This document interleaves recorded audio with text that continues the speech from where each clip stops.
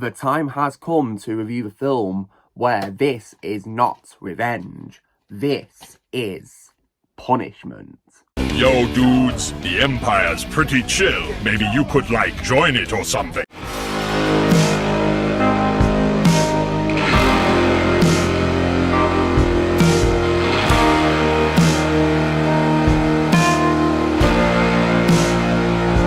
Hey everyone, Lucimus Prime here. So it is time for another movie review today, and this one is going to be for another film in the Punisher movies. And this is, of course, the second one I'm going to be reviewing, and this would also have to be my personal favourite out of the Punisher movies. And this, of course, was released in 2004. Oh, wow, it's 21 years ago. Wow. And this was directed by Jonathan Hensleigh in his directorial debut, his first film as a director, which he co-wrote with Michael France. And this film, of course, is none other than 2004's The Punisher. So, now, how was this film made then? So, this film's story and plot was mainly based on two Punisher comic book stories, being the 1994 miniseries The Punisher Year 1 by Dan Abnett and Andy Lanning, and the 2000-2001 miniseries called Welcome Back Frank by Garth Ennis. But some scenes in this film were derived from other stories for The Punisher. And it was filmed on location in Tampa, Florida and its environs in mid to late 2003, and was distributed by Lionsgate Films in North America, or Artisan Entertainment, which of course did the 1989 film that I trash talked last week, released it on DVD. They financed and co-distributed the film with eventual Artisan owner Lionsgate.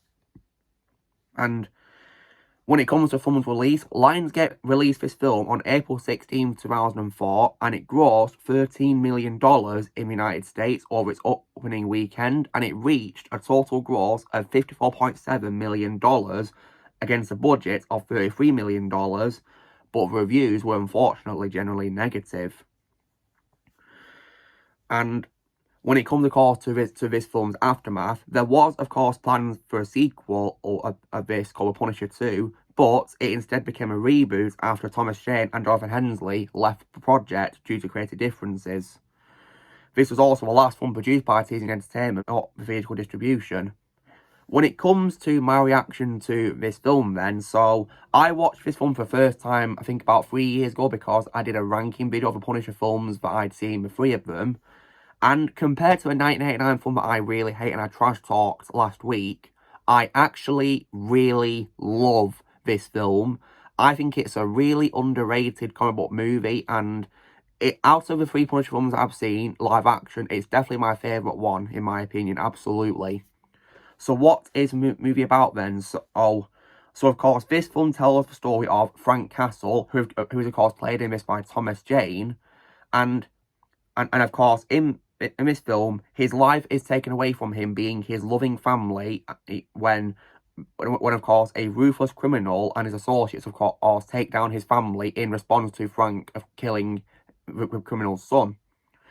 And then after this, Frank is reborn, serving as judge, jury and executioner, and he's a new kind of vigilante out to wage on a one-man war against those who have done him wrong. So, now here's why I'd say this film is really underrated and it's definitely my favourite Punisher live-action movie. So, I definitely really love Thomas Jane in this film as a Punisher.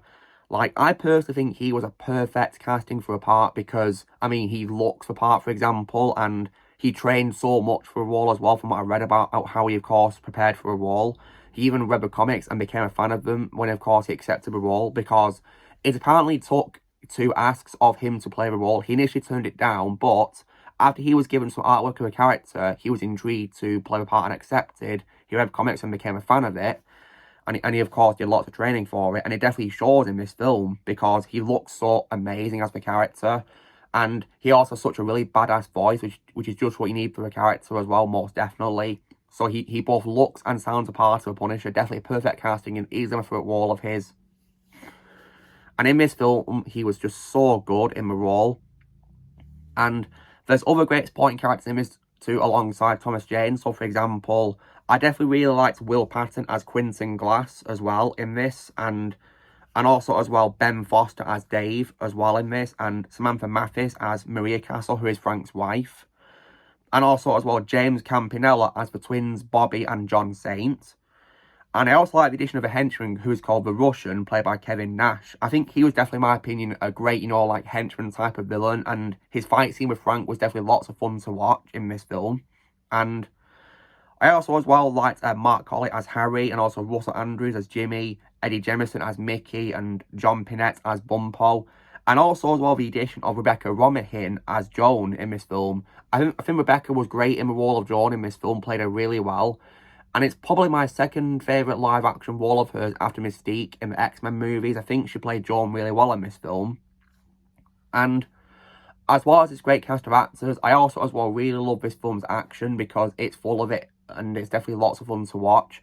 And the film also was not afraid to go dark either in its areas as well, because obviously, of course, the Punisher character is not a character aimed for children, so they of course had to go dark, especially because he's an anti-hero, not a hero.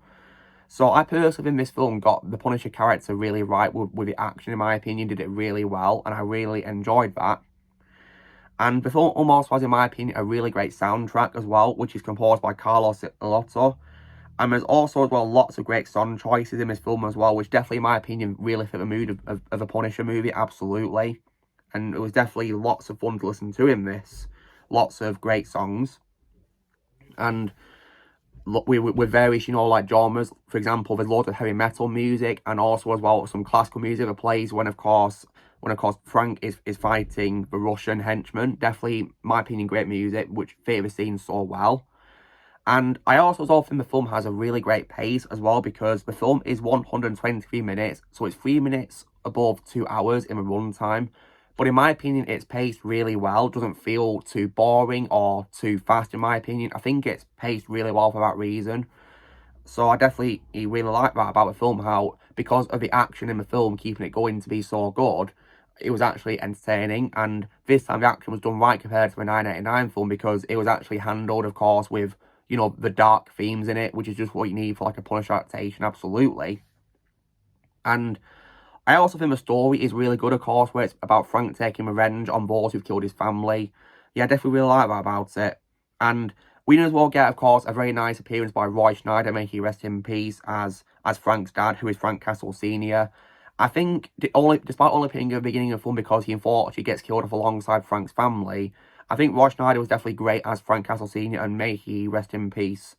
I think Frank Castle Sr. is probably my second favourite role of his after Chief Brody in Jaws. Because I think in this film he played Frank Castle really well, or his dad, absolutely.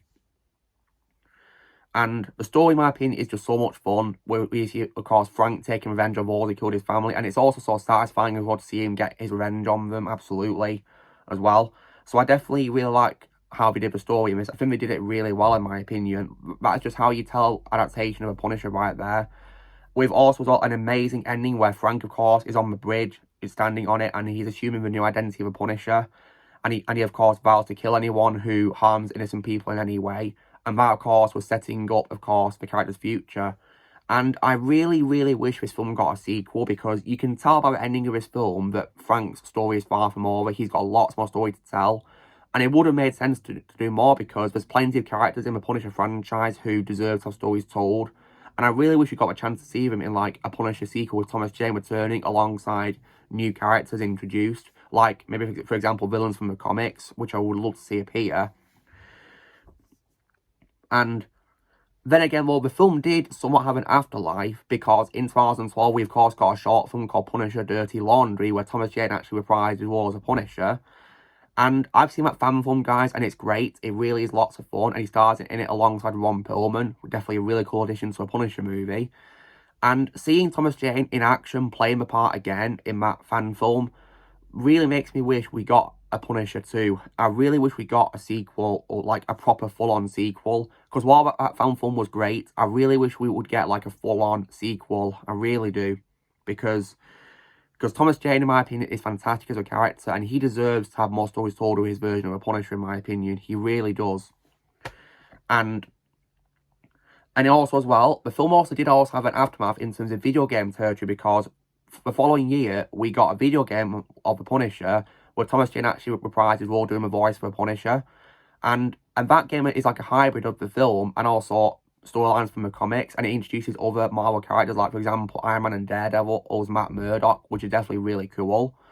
So, yeah, that game would have shown lots of potential for, like, you know, like a live-action Punisher sequel, I must say, really. I really wish we got a sequel.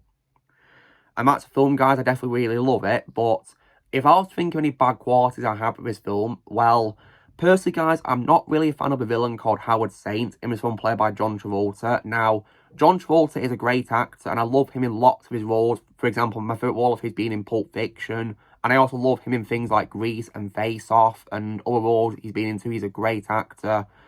But sadly, I feel like his character, Howard Saint, was, in my opinion, really bland, because throughout the film, of course, you know, like like I say, he sounds pretty bland, and personally, it gives me the impression that the character just doesn't want to be there. Like, I personally, you don't understand why that was the case. And because John Travolta is such a great actor, they could have probably given him lots of, like, much better direction to show, like, a more menacing side to his character.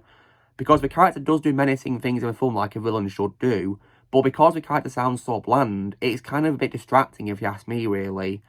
And one example as well is probably the ending of the film too. Because while his defeat is really satisfying, I feel like the way it's executed with him screaming could have been a lot better, in my opinion. Because he screams, but it doesn't sound like it's got much energy in it, if you ask me. It's very hard to tell, of course, that he's dying because of that, really. It's a bit strange, if you ask me. So while the death scene was, of course, satisfying because the character does lots of despicable things in the film, it still, in my opinion, was distracting how he didn't show much energy, the character, in the scene where he was dying. So I think they could have given John Travolta lots of better direction, in my opinion, in the film, because he's a great actor, and I think he could have pulled it off with better direction. He really could have, because he's such a great actor in all things I've seen him in. But nonetheless, I still love this film. It's definitely my favourite Punisher live-action movie so far. And, yeah, like I said, guys, I wish it got more films. I really do. And next week, of course, I'll be reviewing the reboot film Warzone, which I think is also a fun, underrated movie. I'm looking forward to revisiting that. So, guys, this is me, of course, doing my review for 2004's The Punisher. So, you know the drill, guys. Be sure to give this video a like. Also, be sure to look in the comments what you guys think of The Punisher 2004 in the comments below. Also, be sure to join Team Prime by pressing subscribe, who's coming in the future. And I'll see you all later.